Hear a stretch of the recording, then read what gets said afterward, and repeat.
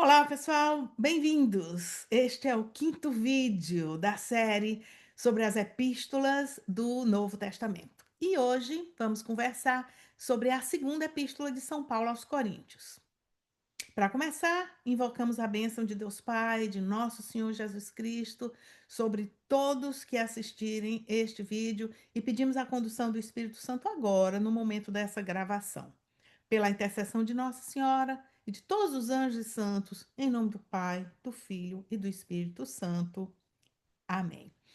Muito bem, gente, vamos lá, começando essa segunda epístola, né? Paulo escreveu esta segunda epístola aos Coríntios durante a sua terceira viagem missionária, que aconteceu por volta do ano 56 depois de Cristo, né? Então, essa carta, ela foi escrita não muito depois da primeira, né? Enquanto a primeira epístola foi escrita a partir de Éfeso, esta segunda, que estamos vendo hoje, foi escrita a partir da Macedônia. Como vemos, Paulo sempre viajando nas as suas viagens missionárias de um lado para o outro, sempre em movimento, né? Agora vejam só, gente, para entender melhor a cultura da sociedade de Corinto e a comunidade local dos cristãos lá, recomendo assistir o vídeo sobre a primeira epístola aos Coríntios, tá? Lá tem toda uma contextualização. Então, ajuda a contextualizar esta segunda carta, saber que os coríntios tiveram muitas dificuldades para abraçar a fé e que Paulo abordou estes problemas na primeira carta. Mas aí ficaram alguns resquícios para serem abordados nesta segunda carta. Aparentemente, os problemas não foram totalmente resolvidos, ou se foram resolvidos, tudo indica que os coríntios estavam enfrentando uma nova crise. E que crise é essa? Bom, aconteceu que, devido a um grupo de pessoas liderados por um certo indivíduo, nós não sabemos o nome dessa pessoa, não sabemos quem é, mas alguém que estava liderando um grupo. E este certo indivíduo difamava e desqualificava Paulo, dizendo mentiras a seu respeito, criando dúvidas sobre os seus ensinamentos. E essa é a parte mais grave, porque ele colocava, na hora que ele desqualificava Paulo, ele colocava em dúvida os ensinamentos de Paulo, né? Então, isso foi que causou uma grande preocupação a Paulo, porque este grupo de pessoas pregava uma mensagem desvirtuada, que não era a verdadeira mensagem de Cristo. Então, o fato é que Corinto estava novamente em crise. E foi Timóteo quem levou a Paulo o conhecimento de que as coisas, mais uma vez, não estavam bem em Corinto. Então, após a primeira carta, houve uma breve visita de Paulo, né, uma visita de emergência devido à crise, a primeira, né? E durante, aliás, a segunda, e durante esta visita, que foi a segunda, Paulo foi terrivelmente atacado por este indivíduo que espalhava calúnias a seu respeito. Então é triste observar que a comunidade, infelizmente, ficou em silêncio e não defendeu Paulo na ocasião. E Paulo teve que se retirar da cidade. Foi então uma visita muito breve e ele saiu assim, meio que às pressas, né? Mas logo em seguida ele recebe notícias através de Tito, que informa que as divisões estavam finalmente se acalmando, que a comunidade havia novamente se voltado para Paulo e que a pessoa responsável pelas calúnias estava sendo castigada pela comunidade. É daí que Paulo, nesta segunda epístola, vocês vão observar, ele escreve pedindo que perdoem esta pessoa, né? Então, olha, por causa do contexto de difamação e ataque à mensagem de Paulo, vamos adiantar que uma das mensagens principais desta carta é sobre a riqueza e a beleza do ministério apostólico. Quando Paulo defende o seu ministério, ele não está preocupado com a sua pessoa. Para ele, o sentido de sua vida é servir a Cristo, anunciando a verdade. E morrer para ele, isso ele disse, morrer para ele é lucro, para poder ir encontrar-se com Cristo. Então, Paulo não está preocupado em defender simplesmente sua pessoa, mas o ministério apostólico em si, segundo o desejo de Deus. Esta mensagem serve de inspiração para todos que vêm depois dele e chega até nós, que também somos chamados a anunciar o evangelho. Então é muito rica essa mensagem sobre o ministério apostólico, que vai além de Paulo e chega até nós. Né? Agora vamos lá.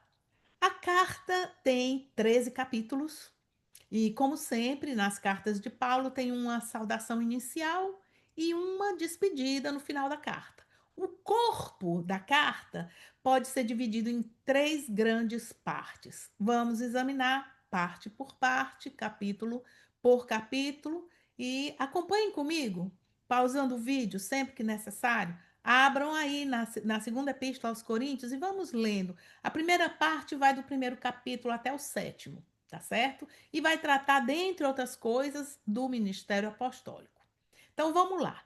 No capítulo 1, Paulo começa com uma breve saudação, né, que vai nos dois primeiros versículos, e aqui nós observamos que ele menciona Timóteo.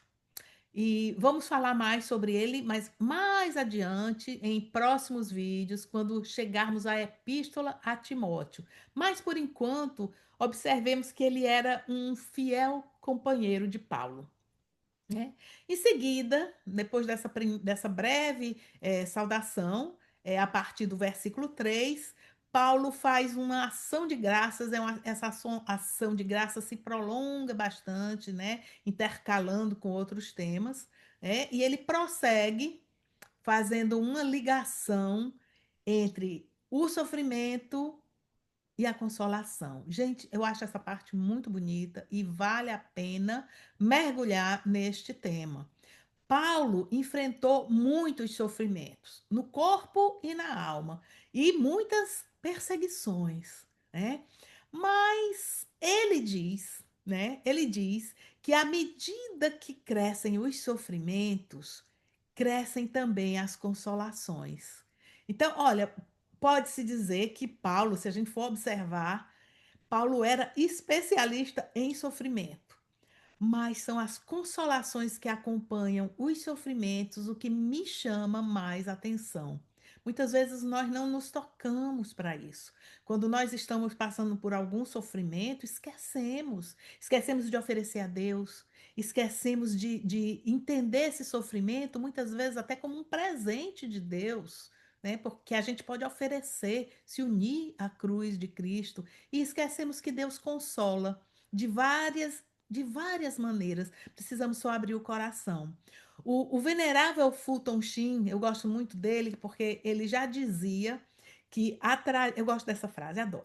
A tragédia do sofrimento não é o sofrimento em si, mas é desperdiçar o sofrimento sem ressignificá-lo na cruz de Cristo. Eu estou parafraseando, não são exatamente com essas palavras, mas o sentido é exatamente esse, né? Que sofrer em vão é uma tragédia, mas na hora que nós colocamos o nosso sofrimento junto com Cristo na cruz e abraçamos esse sofrimento como uma oportunidade de oferecer a Deus pela nossa purificação, pela purificação do mundo, pela conversão dos pecadores, pelas almas do purgatório, o sofrimento acaba ganhando um novo significado, né?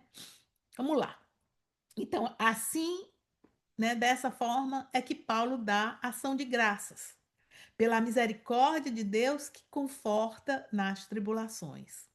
Então, aqui no capítulo 1, a partir do versículo 12 até o final do capítulo 2, Paulo esclarece sobre seus planos de viagem e as mudanças que foram necessárias.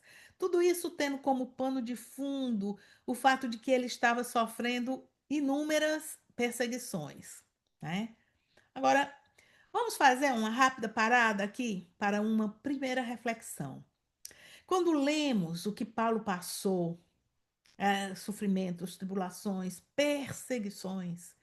Estamos falando apenas de história, de coisas do passado, ou aqueles que hoje abraçam o ministério de anunciar a verdade de Cristo ainda sofrem perseguição por anunciar a verdade de Cristo, por proclamar a fé? Uma coisa para a gente pensar. E diante da perseguição, seja ela velada ou escancarada, qual deve ser a nossa resposta? Quando Paulo foi atacado em Corinto, a comunidade se acovardou e silenciou. Isso é para nós refletirmos, né?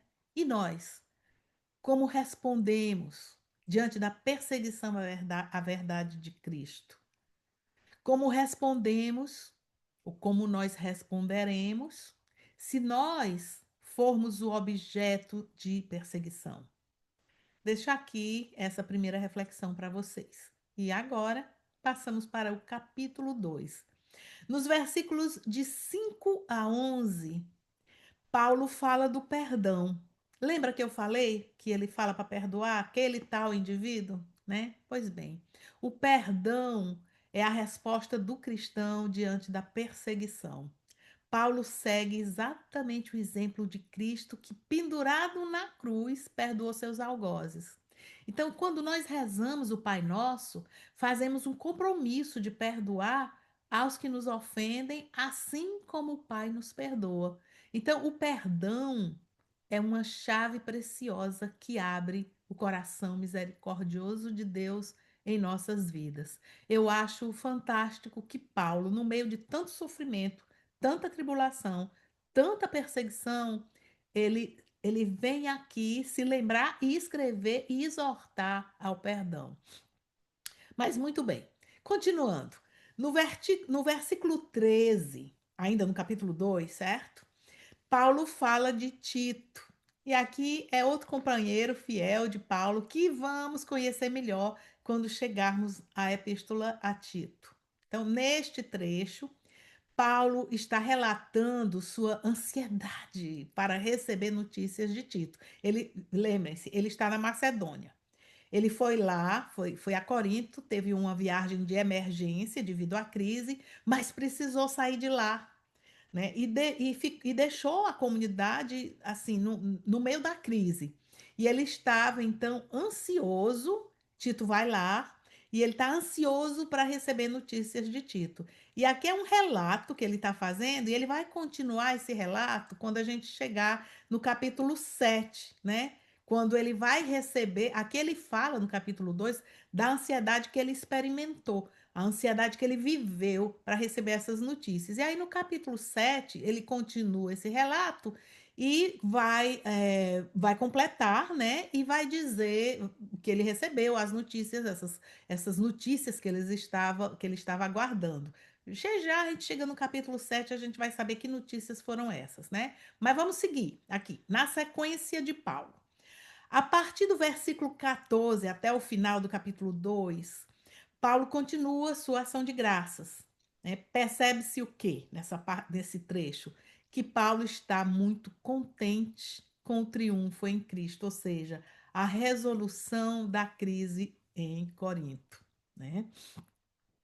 E aí nós passamos para o próximo capítulo e vamos adiante, que no capítulo 3, uma vez perdoado o agressor, Paulo retoma o tema central da crise, com o intuito de aproveitar esta situação para favorecer o crescimento da comunidade. Então, ele não desperdiça a crise, mas usa a crise para levar a comunidade ao crescimento, né? E aí Paulo faz um contraste entre o ministério da antiga aliança e o da nova aliança. Ele usa várias imagens, né? Por exemplo, a lei da antiga aliança foi escrita na pedra. A lei da nova aliança é escrita nos corações pela ação do Espírito Santo. Moisés, lá na antiga aliança, cobria o rosto com um véu depois que falava com Deus, porque seu rosto brilhava e ele achava que não era para ficar assim, né? Agora, os ministros da nova aliança, pelo contrário, descobrem o rosto para irradiar a luz do Espírito Santo, refletindo como no espelho a glória do Senhor. Estou usando um pouco das palavras de Paulo, né? No versículo 6, Paulo escreve a famosa frase: a letra mata, mas o espírito vivifica. Né? E ele aqui está fazendo alusão a esse contraste entre a antiga e a nova aliança. A antiga aliança é a lei, a letra, que prescreve, mas não tem poder de transformar os corações. A nova aliança é o espírito que transforma, que vivifica os corações. A letra por si, ela pode ser boa, mas é incapaz de salvar. Ela é uma prefigura do anúncio do evangelho, que no poder do Espírito Santo toca as almas e dá vida nova, né? Agora vamos lá. E Paulo continua no capítulo 4, exortando como deve ser o ministério de Cristo. Este capítulo, aí a gente entra bem no tema do ministério apostólico. Esse capítulo é bastante significativo, um alerta para todos nós que anunciamos o evangelho. É um capítulo muito bonito que mostra como deve ser o verdadeiro ministro de Cristo. Eu gostaria de ler vários trechos, mas vou me conter e vou ler para vocês apenas um trechinho aqui no capítulo 4. Deixa eu pegar aqui para vocês, capítulo 4 da segunda Coríntios. Eu vou ler aqui esse trechinho aqui do versículo 7, tá certo? Nesse versículo, desculpa, no versículo 5, de 5 a 7. Ele diz assim: de fato, não nos pregamos a nós mesmos, mas a Jesus Cristo, Senhor. Ele aqui está refutando os falsos apóstolos, né, também. Quanto a nós, consideramos-nos servos vossos por amor de Jesus. Porque Deus que disse: das trevas brilhe a luz, é também aquele que fez brilhar a sua luz em nossos corações, para que irradiássemos o conhecimento do esplendor de Deus, que se reflete na face de Cristo. Porém, temos este tesouro, olha só, é o ministro do evangelho aqui, né? Porém, temos este tesouro em vasos de barro, para que transpareça claramente que este poder extraordinário provém de Deus e não de nós, né? Então, eu acho muito bonita essa passagem, né? Esse capítulo é belíssimo e ele nos lembra que somos vasos de barro, carregando o tesouro que é Cristo. Então, gente, lembrem-se que nós lemos no Gênesis que Adão foi modelado do barro. Então, vasos de barro aqui representam nossas fraquezas, limitações, imperfeições, mas principalmente nossa dependência de Deus. Então, sem Ele, sem Deus, não somos nada. No entanto, ainda assim, somos chamados a anunciar o Evangelho e a carregar um tesouro de valor incalculável. Agora, para completar, eu não posso deixar de mencionar a Eucaristia, porque quando comungamos, somos o perfeito retrato do vaso de barro carregando um tesouro. Pensem nisso quando receberem sua próxima comunhão, né? Bom, e Paulo continua. Outro versículo digno de reflexão é o versículo 13. Esse versículo diz que, animados pela fé, se cremos, somos chamados a anunciar a nossa fé, apesar da nossa fragilidade, né? Mas certos de quê? De que o Espírito Santo é quem se move em nós, tá bom? E aqui vamos fazer outra parada para mais uma reflexão, e eu convido você a contemplar três perspectivas neste capítulo 4. Uma é a perspectiva que vê este capítulo relacionado a Paulo, né? Esse homem fantástico, um homem assim admirável, a maneira como ele deu um sim incondicional a Deus e devotou sua vida inteirinha ao anúncio do Evangelho de forma destemida até a morte, né? Então, aqui essa primeira perspectiva é a gente olhando para Paulo e vendo Paulo, esse ministro apostólico, né? A segunda perspectiva é a do cristão.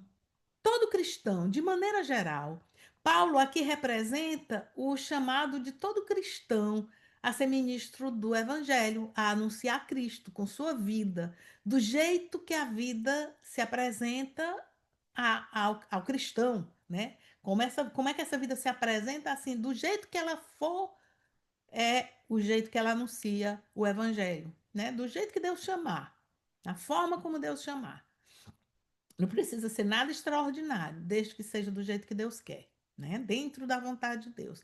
Agora, finalmente, a terceira perspectiva é a do meu e do seu chamado, né? Assim, bem particular, né? Que cada um de nós esteja sempre a examinar a nossa vida com honestidade diante de Deus, e que cada um de nós se pergunte como viver o chamado de Deus em nossa vida.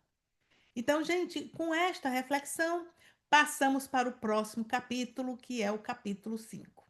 Que Paulo começa este capítulo 5 falando do nosso destino eterno com Deus, nosso destino eterno com Cristo, né? A ideia é que se estamos com Cristo nesta vida, muito mais estaremos com Ele na eternidade. Este trecho leva-nos a refletir sobre a transitoriedade desta vida e em como é ilusório apegar-se a esta vida que passa. Paulo compara a vida eterna à tenda dos israelitas, armada no deserto, levada de um lugar a outro sem morada fixa, enquanto a vida eterna é comparada a um edifício, como o templo de pedra construído em Jerusalém. A ideia é mostrar uma comparação entre algo efêmero e algo sólido.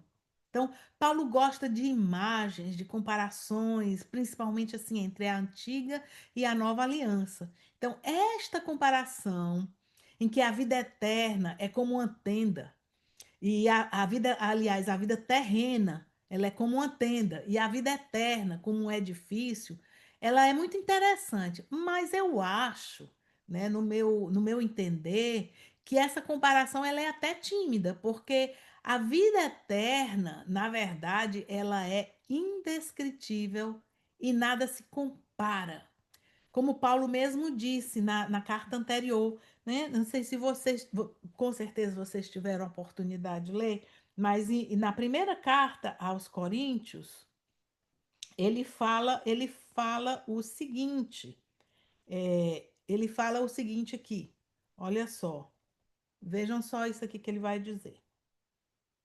E eu estou aqui em 1 Coríntios 2, versículo 9, né? Coisas que os olhos não viram, nem os ouvidos ouviram, nem o coração humano imaginou. Tal são os bens que Deus tem preparado para aqueles que o amam. Nossa, né? Então, coisas assim, é muito mais do que um edifício, são coisas indescritíveis. Coisas que os ouvidos não ouviram, os olhos não viram, o coração não imaginou. Né? Tudo isso Deus tem para nós e isso deve encher o nosso coração de alegria.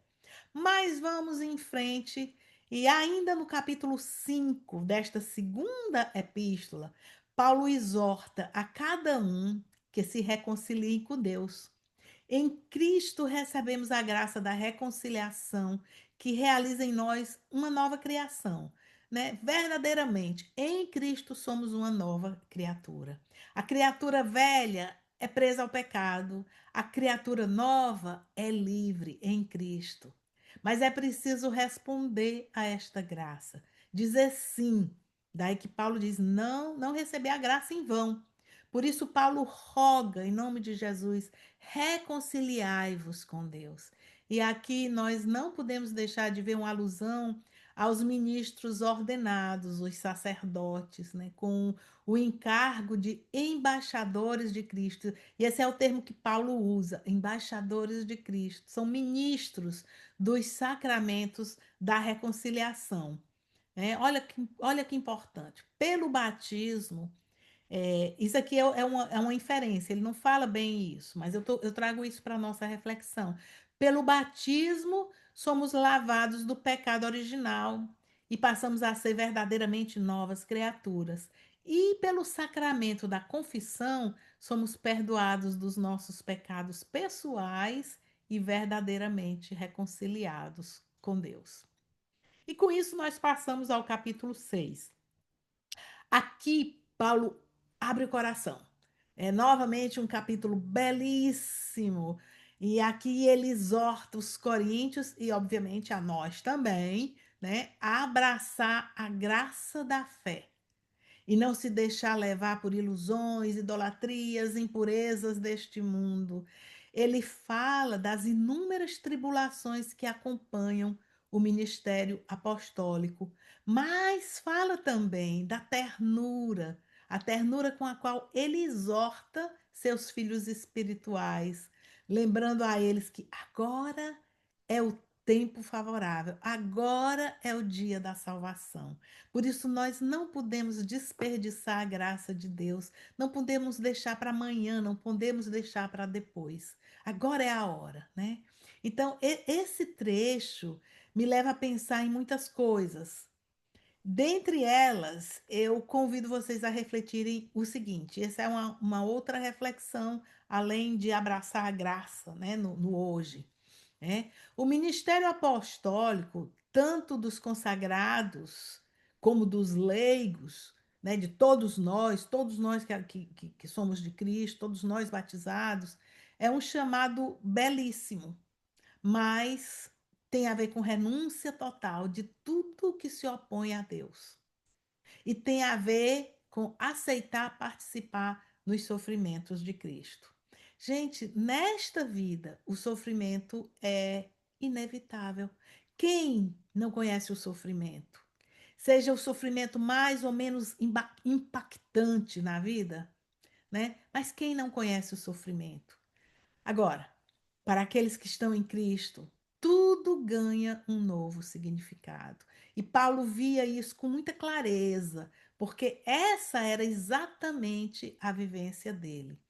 É assim que ele transforma, ele transforma a mensagem dele, né, para tocar os nossos corações, e ele passa a ser para nós um modelo, né? Ou seja, os nossos sofrimentos vividos em Cristo adquirem um novo significado que gera vida, né? Tomando Paulo como modelo, tá bom? Então vamos lá. Muito bem, seguimos adiante e agora vamos entrar no capítulo 7. E aqui vemos como Paulo vai, aos poucos, concluindo esta primeira parte da carta, que tem como tema principal o ministério apostólico. Paulo termina o relato que começou no capítulo 2, quando disse que estava ansioso para receber notícias de Tito, né? Trazendo notícias da comunidade de Corinto. E aqui ele conta sua alegria ao receber as boas notícias. Então, para ele, a chegada de Tito, trazendo boas notícias, foi um consolo enorme para Paulo, né? No meio de tanta tribulação. Paulo se alegra em saber que os coríntios estavam arrependidos do seu mau comportamento e dispostos a retomar a caminhada de fé. Né? Então, esse capítulo é muito bonito pela alegria que Paulo coloca em saber disso.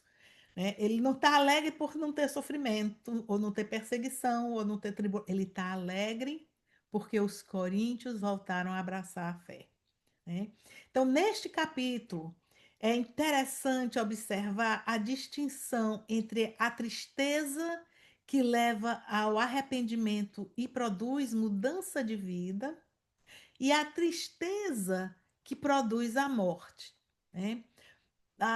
Paulo coloca, né, esses dois tipos de tristeza aí. E agora, para exemplificar a tristeza que leva ao verdadeiro arrependimento, é como a tristeza de Pedro, depois que ele se deu conta que havia negado Jesus. Pedro sofre, mas não perde nem a fé, nem a esperança, nem o amor. Quando Jesus ressuscitado pergunta: Pedro, tu me amas? Pedro não hesita em responder: Senhor, tu sabes que te amo, né? Agora, em contraste, a tristeza que produz a morte é a de Judas. Ao trair Jesus, já não tinha fé, já não tinha amor, e em vez de esperança, caiu no desespero e tirou a própria vida, né? Não devemos ter medo de sofrer a tristeza que leva ao arrependimento e à conversão. Hoje em dia existe uma mentalidade de evitar qualquer sofrimento a qualquer custo. Com isso, as pessoas que vivem no pecado são poupadas do sofrimento, aquele sofrimento que poderia gerar salvação. Então, para não ter sofrimento, as pessoas passam a mão na cabeça daqueles que estão em pecado, sem se dar conta que existe a tristeza que leva ao verdadeiro arrependimento e que produz vida nova. Então, a atitude de Paulo aqui em relação aos coríntios é uma chamada de atenção quanto a isso. Sim, conversão às vezes dói, mas é necessário para a saúde da alma. Assim como dói uma cirurgia para remover um tumor que pode levar à morte, né? Doer, causar sofrimento, essa não é a questão. A questão é se essa dor, se esse sofrimento está produzindo vida ou está produzindo morte, tá bom? Agora, com o capítulo 7 nós terminamos a primeira parte da carta e agora vamos à segunda parte. A segunda parte da carta engloba os capítulos 8 e 9. Então, é como se algumas pessoas percebem assim que Paulo muda de assunto, né? Abruptamente para pedir a colaboração dos fiéis na assistência aos irmãos mais pobres de Jerusalém, né? Que estão passando por grandes necessidades materiais, né? Então parece que a mudança de assunto é assim um pouco brusca, mas eu pessoalmente não vejo assim. Na verdade, acho que até complementa alguns temas da primeira parte. Veja só, de um lado, né, na primeira parte, o chamado ao ministério do anúncio do evangelho. E agora, nessa segunda parte, nós vemos o ministério da caridade, da ajuda aos irmãos que passam necessidades materiais concretas. Então, gente, nós, o ser humano, é corpo e alma. Nós precisamos de alimento tanto para o corpo como para a alma. E temos a obrigação de prover os dois tipos de alimentos, tanto para os que têm fome na alma como no corpo. Uma coisa não pode existir sem a outra. A ênfase pode ser diferente, mas as duas coisas andam juntas. Agora, no dia 7 de setembro deste ano de 2025, a igreja canonizou dois santos, São Carlo Acutis e São Frassati. Ambos evangelizavam, dando atenção às necessidades do corpo e da alma, mas tinham ênfases diferentes. Carlo Acutis focava mais no alimento da alma, especificamente na Eucaristia. Enquanto isso, Frassati focava de maneira especial na caridade e assistência aos pobres e necessitados. Então, estes dois santos, canonizados no mesmo dia, representam os dois lados da mesma moeda, né? Agora, em relação à coleta, Paulo dá o exemplo da generosidade dos macedônios, que, sendo até mais pobres que os coríntios, doaram em abundância. Então, a doação na coleta deve partir da generosidade do coração, lembrando que Paulo escreveu na carta anterior. Ele diz mais ou menos assim: ainda que eu distribuísse todos os meus bens em favor dos pobres, se não tiver amor, de nada valeria. Então, o critério é o amor. A coleta, a doação, a ajuda material, elas nascem da generosidade do coração. Tá? Agora, é interessante observar que as comunidades cristãs primitivas faziam a coleta no domingo, quando se reuniam para a celebração eucarística. Então, vejam como essa tradição permanece até hoje. Eu acho isso muito legal, né? E agora, ainda sobre a coleta, eu chamo a atenção de vocês para os versículos 7 e 8 do capítulo 9. São dignos de nossa reflexão. E aqui eu vou ler para vocês, capítulo 9 da segunda epístola aos Coríntios, tá certo? Vamos lá, capítulo 9. Deixa eu pegar aqui o versículo 7. Eu vou ler agora para vocês o versículo 7 e o versículo 8, tá bom? Olha só. Dê cada um conforme o impulso do seu coração, sem tristeza nem constrangimento. Veja só, ele está aqui nessa parte pedindo uma coleta. Mas olha como é que ele pede essa coleta. Vou ler de novo. Dê cada um conforme o impulso do seu coração, sem tristeza nem constrangimento. Deus ama o que dá com alegria. Poderoso é Deus para acumular-vos com toda espécie de benefícios, para que, tendo sempre e em todas as coisas o necessário, vos sobre ainda muito para toda espécie de boas obras, né?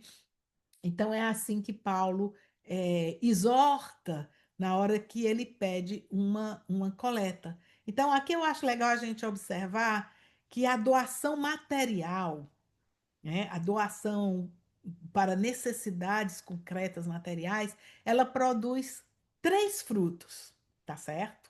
Primeiro, ela ajuda os necessitados que precisam de assistência. Então, esse é o fruto número um. Segundo, isso é uma forma de louvar a Deus. Na hora que você dá com generosidade do seu coração, dá em nome de Jesus uma ajuda, você está, de uma certa forma, louvando e honrando o nome de Deus. E em terceiro lugar, isso é uma bênção para aquele que doa, né? Deus ama quem dá com alegria, né? É uma bênção. Então, muito bem, aqui nós terminamos a segunda parte, que é do capítulo 8 e 9 sobre a coleta, e entramos no capítulo, o capítulo 10, que começa a última parte da carta, e vai do capítulo 10 ao 13. O 13 é o último, né? Então, sendo que o finalzinho do 13 já é a saudação final, tá bom? Então, nós aqui vamos fazer um comentário geral desses últimos capítulos, o 10, 11, 12 e 13, tá? Então, na primeira carta, nós vimos como Paulo se dirige aos coríntios que se arrependeram e retornaram à fé, né? Esses são a grande maioria da comunidade. Causaram uma grande alegria a Paulo e Paulo não esconde a sua alegria. Agora, nessa parte, ele se dirige a uma pequena minoria que continua a dar ouvidos às mentiras e calúnias que ainda são ditas a seu respeito. Então, uma minoria que escuta falsos apóstolos infiltrados na comunidade, tá certo? Então, Paulo acha por bem refutar as mentiras que ameaçam o bem da comunidade. Nessa parte da carta, Paulo se dirige tanto aos falsos apóstolos como aqueles da comunidade que escutavam as suas mentiras. Então, nós observamos a sinceridade como Paulo se desnuda, ele abre o coração. Tem uns trechos que ele realmente abre o coração quando ele se dirige aos irmãos que estão enganados. Mas vocês vão observar também há outros trechos que ele usa de muita ironia, e aí é quando ele se refere aos falsos apóstolos. E quem são esses falsos apóstolos? Né? Pelas respostas que Paulo dá na carta, nós podemos concluir várias coisas a respeito desses falsos apóstolos. Eles eram israelitas, eles vieram de fora, eles não eram da comunidade de Corinto, vieram de fora, invadiram o trabalho missionário de Paulo. Eles andavam com cartas de recomendação para autenticar sua autoridade. E eles questionavam a autoridade de Paulo, porque Paulo não tinha carta de recomendação, né? Uma coisa bem humana, né? Eles competiam entre si, além do mais, porque eram orgulhosos e arrogantes, e cada qual queria ser melhor que o outro. Gabavam-se de serem agraciados por Deus com dons carismáticos.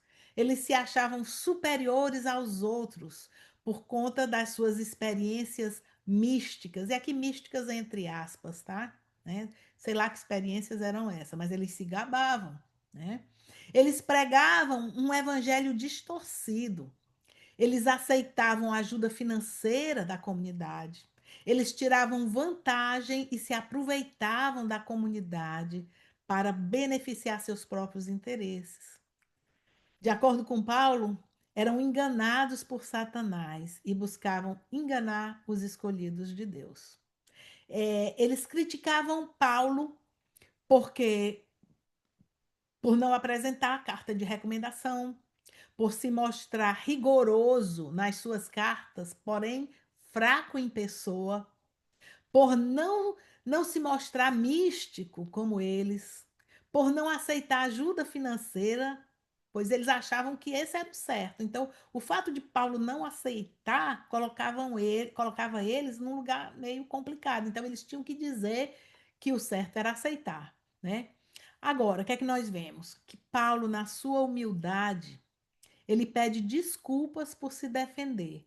Parece até que está constrangido, né, por uma atitude que não era muito normal no comportamento dele, né? Mas ele explica que se defende não para seu próprio benefício, mas pelo bem da comunidade, para que confiem nele e abracem a verdadeira mensagem e não a dos falsos apóstolos. Aí, em sua defesa, Paulo enfatiza que seu único interesse era salvar almas. Por isso, nunca quis ser pesado e aceitar ajuda financeira. Aí, na sequência da carta, logo após ele pedir uma coleta para ajudar os pobres de Jerusalém, Paulo acha importante lembrar que nada será usado para o seu próprio benefício. E ele lembra que a coleta ficará aos cuidados de Tito, com a ajuda de outro irmão de confiança, e que logo será enviada para Jerusalém, né? E em sua defesa, Paulo diz que o ganho de seu trabalho de evangelização tem sido penas e sofrimentos unidos a Cristo, por amor a Cristo. Quanto à sua autoridade, ele diz que sua autoridade vem do próprio Deus. E a autenticação de seu trabalho é a obra do Espírito Santo nos corações. É isso que autentica o trabalho missionário dele. E aquilo que os caluniadores chamam de fraqueza, quando Paulo está presente, comparado com o tom rigoroso das cartas, ele diz que não se trata de. Não é timidez, não é medo, mas é ternura, ternura pelos seus filhos espirituais, por quem ele tanto sofre. Então, em pessoa, ele se enche de ternura por aqueles filhos, né? Então, é assim que ele diz que é fraco diante dos homens, mas forte em Cristo, forte na fraqueza. Agora, quanto às experiências místicas, ele prefere não se gabar, mas acha apropriado relatar uma experiência mística em que ele foi arrebatado ao céu. Ele é tão assim cuidadoso para não se gabar que ele diz assim como se fosse uma outra pessoa, mas todos os estudiosos todos concordam que ele está se referindo a ele mesmo, né? Então ele é essa pessoa que teve essa experiência mística e que foi arrebatada ao céu, né? Com certeza, houve muitas outras que nós nem sabemos, porque ele não gostava de se gabar. Mas Paulo reconhece que toda experiência mística é total dom de Deus. Não faz dele uma pessoa superior às outras. Pelo contrário, tudo é dom de Deus e ele é servo de Deus para o bem das almas. Ele conta com uma sinceridade impressionante que Deus permitiu um certo espinho na carne. Não se sabe ao certo que sofrimento é esse, se no corpo ou se na alma, né? Mas é um sofrimento que tinha o propósito de lembrar constantemente que ele é nada diante de Deus e que por isso não podia se envaidecer da ação de Deus em sua vida através dele, transformando a vida das outras pessoas, né? Foi isso que fez dele o grande santo que foi e que nos inspira até hoje. Essa parte final da carta sim, tem um significado importante e atual para nós. Leva-nos a refletir sobre a realidade dos falsos apóstolos infiltrados dentro das comunidades cristãs. Assim como nos primeiros tempos do cristianismo, por toda a história da igreja até hoje, sempre existiram falsos anunciadores do evangelho. Por isso devemos estar alertas em relação aos falsos profetas. Enganados por Satanás, querem enganar os escolhidos de Deus e levá-los com eles para a perdição. Portanto, estejamos alertas. Muito bem, gente. Aqui chegamos ao final desta carta. Nos últimos 3 versículos, né? Os versículos de 11 a 13, do capítulo 13. Paulo se despede depois de ter mencionado que em breve irá visitá-los pela terceira vez, né? Ok. Espero que esta aula tenha sido proveitosa para vocês. Não deixem de ler a epístola passo a passo, né, acompanhando, observando os comentários que fizemos neste vídeo. E hoje, gente, ficamos por aqui, em nome do Pai, do Filho e do Espírito Santo. E, se Deus quiser, até a próxima.